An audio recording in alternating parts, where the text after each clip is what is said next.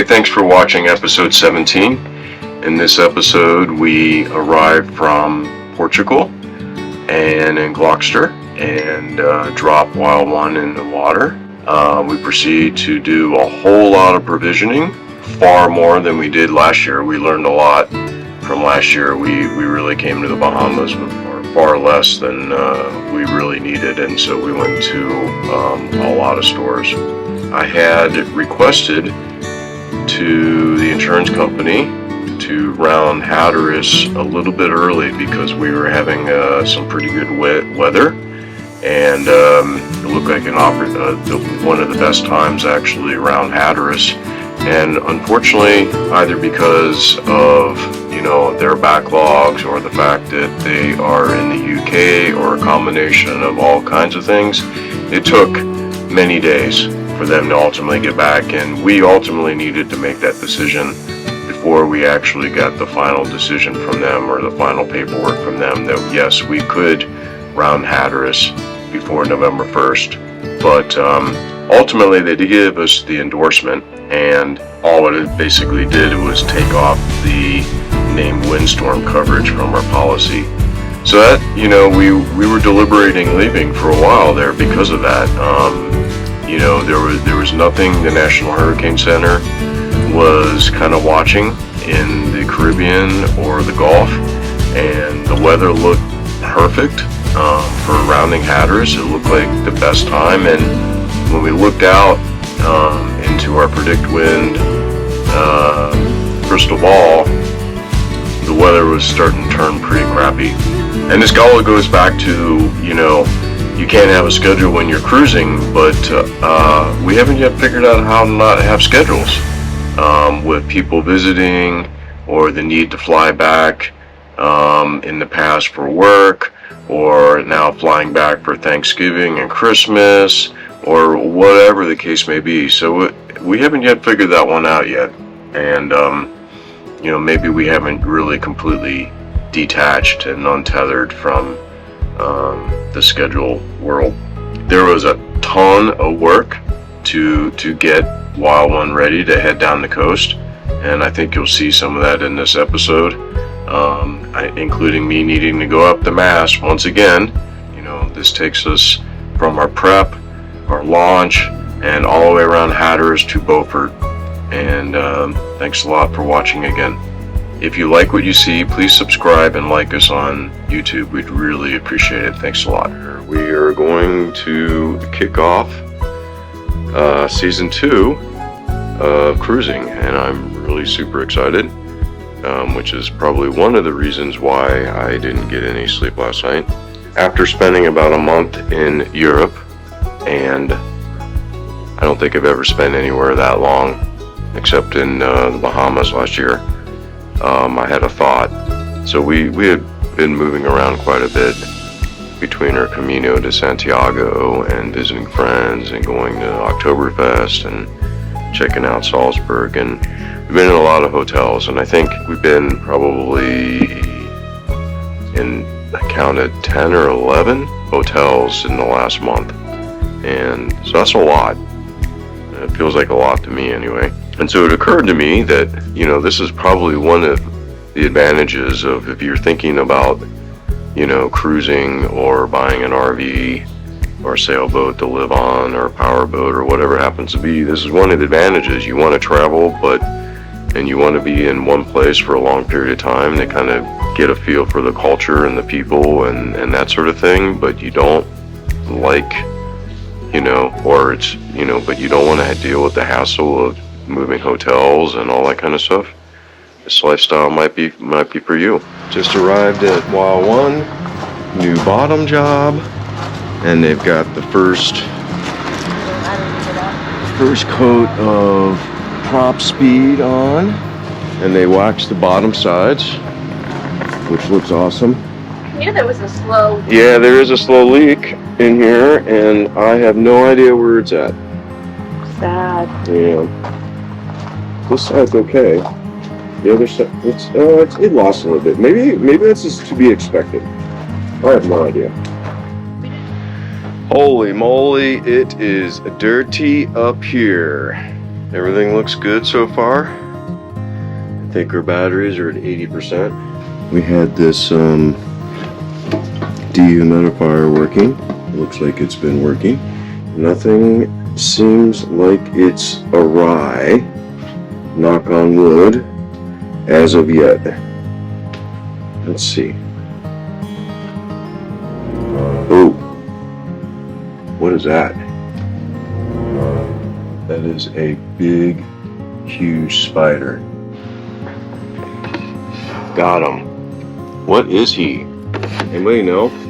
So I'm changing the engine oil and the transmission oil on my outboard, and I had to take off one half of the housing. It has a bunch of Allen heads, bolts up here, through here, through there. One that goes down here, and then you have to take off these drains that are on the outside here. Drain plug for the oil is here. Here's the oil filter. And fill is here.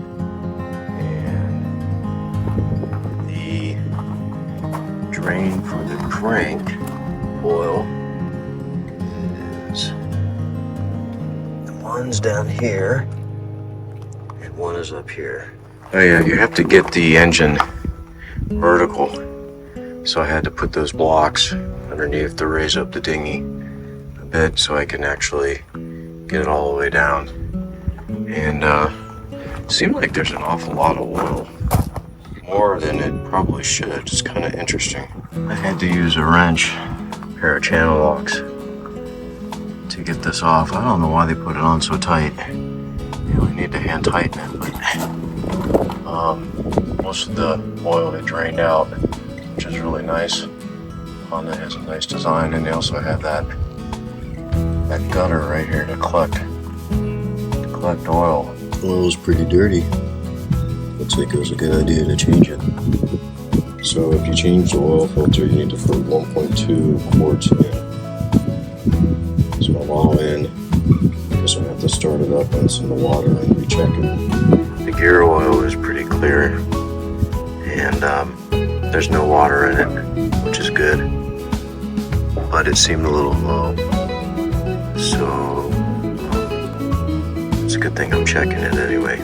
I think the service recommendation is that I should change it once a season anyway, and at least make sure that there's nothing, no water in it. It's Monday about 7:15 a.m. and they are starting to load up the dinghy.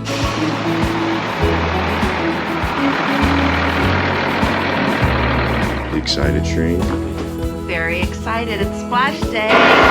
No matter how prepared we are always feel like we're being rushed. Yeah. I don't know. Splash day's stressful, and I don't know why. So is Holland Day.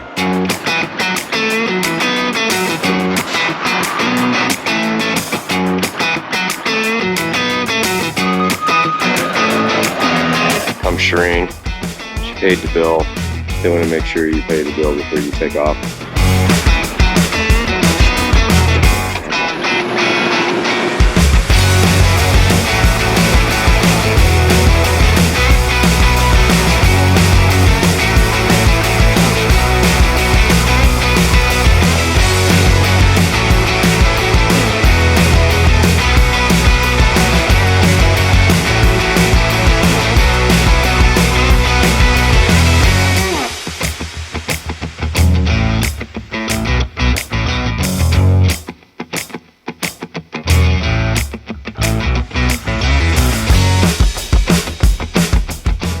It's 1:51 on Monday, and we just pulled anchor, and now we're heading down, heading over to York River, drop another anchor for tonight. So we're right outside. We get a slip tomorrow. I guess we can get it as early about early as about 10 a.m. and we got to run to Costco and start provisioning the boat and stuff. So got lots to do, and we're trying to figure out if we need the car beyond Wednesday. Today would be a great day to sail. Unfortunately, we don't have our headsail up yet. We had to take it down to go into Zimmerman, and I got to go up the mast, I think, probably to feed the halyard through the opening in the mast. So I think we're gonna have to wait for. Also, we need less wind also to put the jib up. So we're about an hour and a half, it feels like, and Shireen is chilling out in the warmth and making me do all the work. Yes. But she is. I don't like the cold. That's why we travel south. So we have making a list for Costco. Costco and grocery list too. Here I am at Sea Dock at York River Yacht Haven, and we tied up this morning around 10:30 or so. All right, we just got done provisioning. We just spent the last 7 hours essentially going to Walmart and Costco, and we spent about $500 at Walmart and $1,500 at Costco. Hopefully this will allow us to save some money, but also hopefully we can find some place to put it. What'd you say? Type it in and I can put it away with instruction? With instruction, yeah. Because we both have to know where it goes. Nice one. We got a lot of work to do. Should I move that printer under here That's a good idea. so we know what we got? That's a good idea. I don't know where to put it right now, but I'll probably put it on her bed. Maybe. It is 9:40 and we have been working pretty much since 11 a.m. We left. We went to Walmart. We went to Costco, and then we got back, and we've been trying to fit everything that we purchased away. We're tearing down boxes and stuff that we purchased so I can get rid of it and throw it in the garbage tomorrow morning. But other than that, this cruising stuff is not for sissies, eh? It's been a lot of work today, but it's exciting. It's exciting. We're more prepared this year than last year. For sure. Yeah.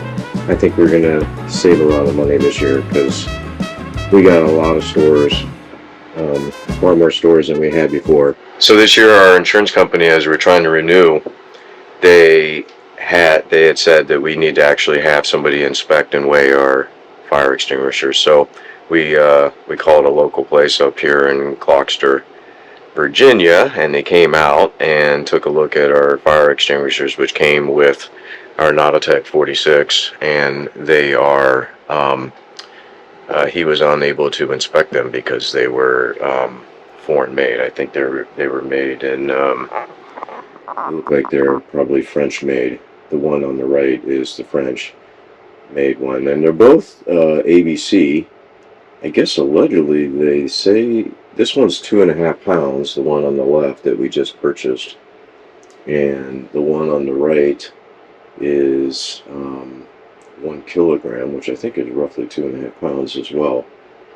So anyway, we'll probably keep all of them on board, but at least now we have another set, and next year we can go through the inspection and the weighing again, and we'll keep them all on board. All right, well, we're trying to get the jib back on, and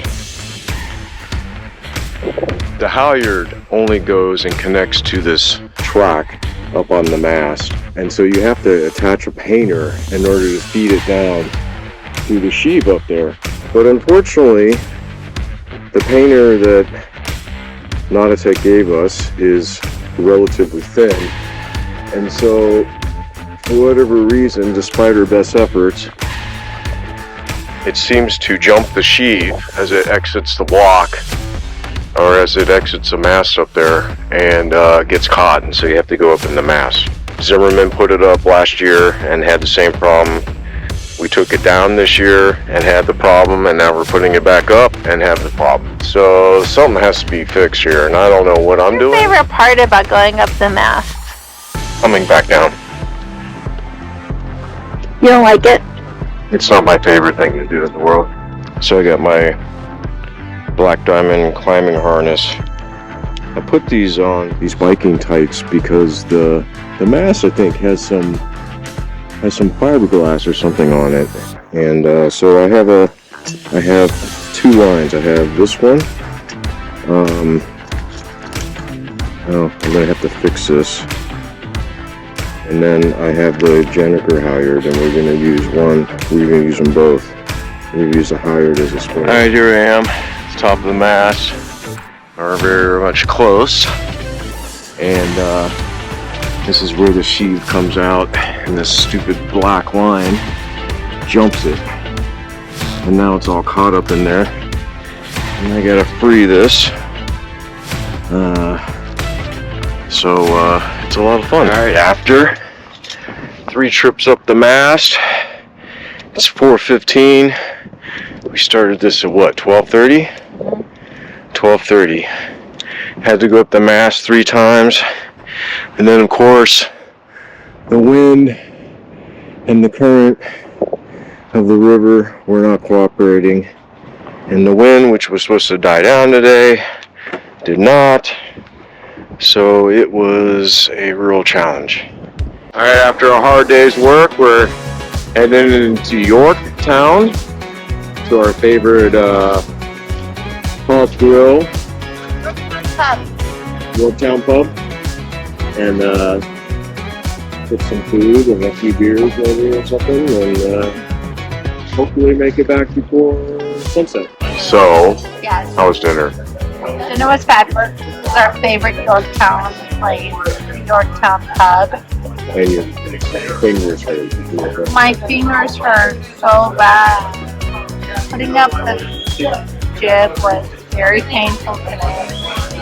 It almost took 5 hours. You did not. 12:30 to 4 1:30. is 4. Which is almost 5. Here's Shreen, dressed like it's like there's gonna be a snowstorm. It's so cold. It's like 60. Where? It's like not cold. And the wind died. Finally, the wind died. So apparently you can park your dinghy here Monday through Thursday for free. And Friday, Saturday, Sunday there's a fee, although I don't know how much the fee is. But they give me a code so we can get in. This is exactly how our dog Dixie used to get on the couch when she had hip dysplasia. Is that what it is for it? Hip dysplasia? She would go for it, and then she'd back off, and then she'd go for it and back off, and she'd go for it and back off. That seems to be the situation we're in here, ladies and gentlemen. All right, it's Tuesday morning, about 10 a.m., and we're anchored right across from York River Yacht Haven on the York River, and we put in a request to our insurance broker on Thursday morning to ask and see if there was an opportunity or whether the underwriters of the insurance company could approve us going south prior to November 1st. Between July 1st and November 1st, we're only to navigate north of Cape Hatteras per our insurance policy, but they do make exceptions, or, usually with a little bit of money. But unfortunately, we haven't heard back. And York River to the mouth of the Chesapeake is a good 5 hours, maybe more. Maybe even more than that, because it's 7 hours from here to where we're going to head right now, which is there's a little anchorage just around near Hampton. and we were planning to go there the night before. We're targeting leaving tomorrow. Chris Parker and all the weather reports seem to suggest that it's a good time to round Hatteras, but I'm not sure if we're going to get to go or not. It's unfortunate because the next time there may be a window would be on Saturday, but that's still inside the November 1st date. And then beyond that, things really start to look like, I mean, it's, the weather report's a week plus out. Who knows? It changes like the leaves in the trees. But after that, it looks like the weather really starts to deteriorate, which would really kind of suck, which means we might be up here another week plus, maybe 2 weeks. Coming into Hampton, Virginia. We're looking for a dinghy dock. Apparently there's a free one up there that you could just, it's a city owned and they'll just let you use. Maybe, yeah. It'd be nice if you could actually see somebody with more dinghies on it though, right? Maybe on the backside? Downtown Hampton. I'm not sure what marina this is. Do you know what marina this is? I think it's City Dock. Oh, there's a dinghy right here. Maybe we can just dinghy here.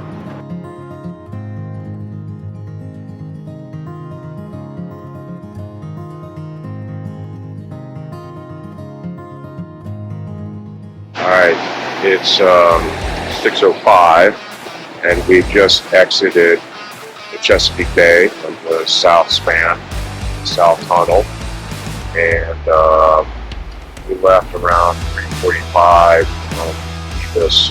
It's difficult sailing at night. We have absolutely no depth. And it's hard to see. Eyes take some adjustment going back and forth between the chart plotter and trying to adjust your eyes and looking out. But anyway, it looks like we've knocked on wood. Non-eventful, I guess. Alright, we're past Cape Henry now, and sun's starting to come up, and it's very busy out here. Lots of pilots coming in and out, and a bunch of ships coming in. It's a lot of anxiety coming in and out of Chesapeake. Tree's up, ready to take over watch. She's super excited, I can tell.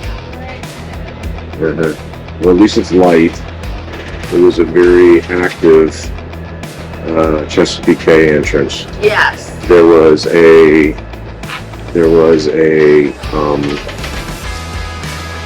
submarine, a patrol ship,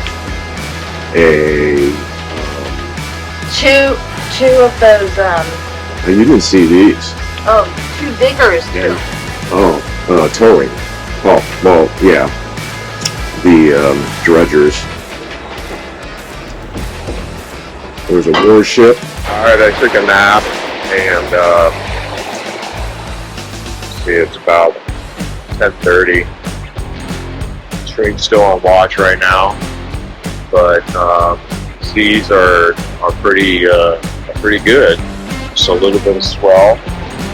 Making a pretty good time. We're doing about 8 knots over ground. Looks like we're no longer fighting the current anymore. We're about 38 miles from where the tip of Hatteras Island at the top of it will start turning a little bit further south, and we're making pretty good time. I think we'll probably hit Diamond Shoals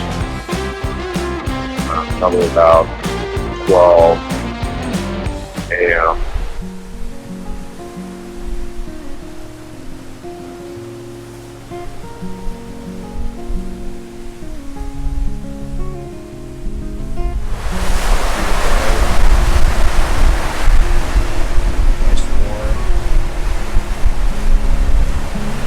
Moon is almost full.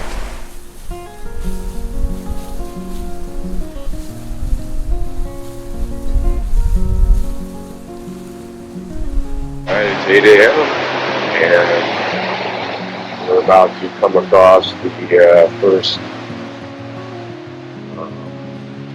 move for the Cape Lookout Shoal. Alright, Shreen, what do you think?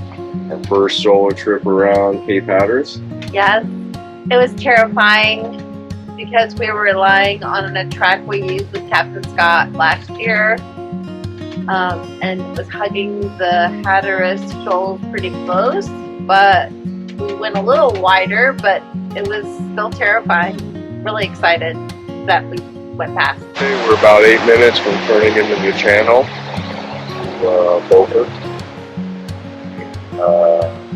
Extremely tired.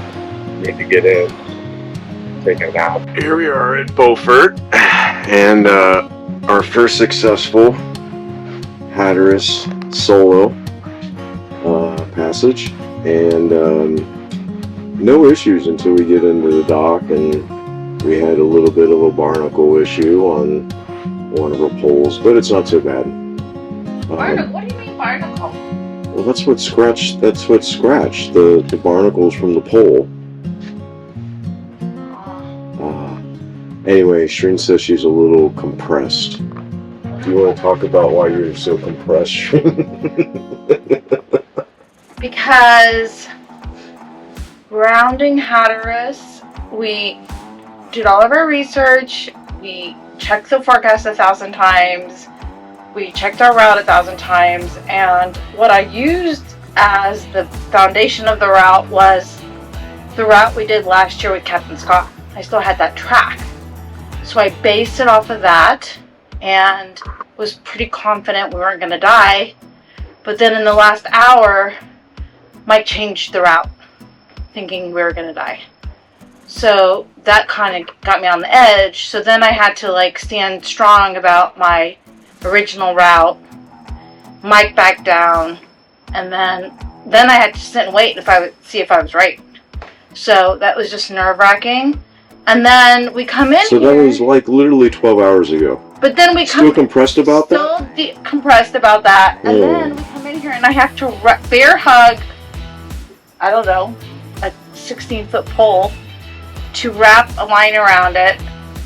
And that was the first, the bow line, the first line, like, to be tied down. I was hoping he would grab. I had to get very close. And I had to bear hug. And I'm little. I'm a very little person. So, but that was fine.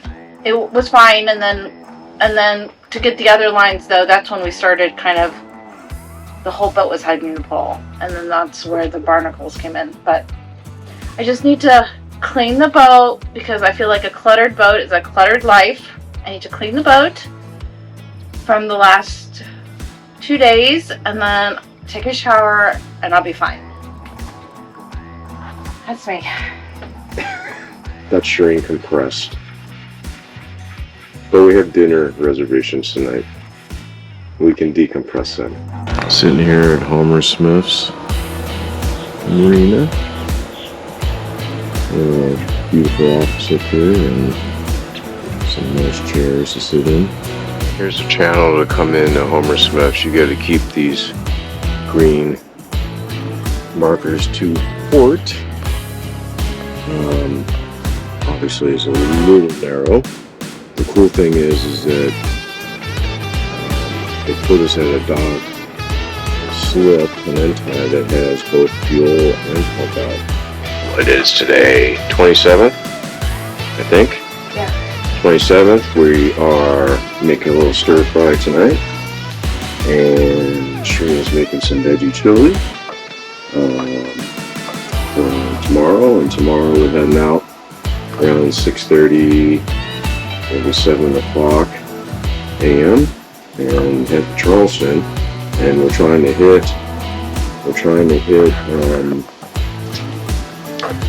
hit the slack tide we got a marina down there. I'm staying a night, 2 nights down there, maybe a little more depending upon the storm forecast and stuff like that. And yeah, we're making some food so we don't have to make it tomorrow, and we can eat well and keep up our strength.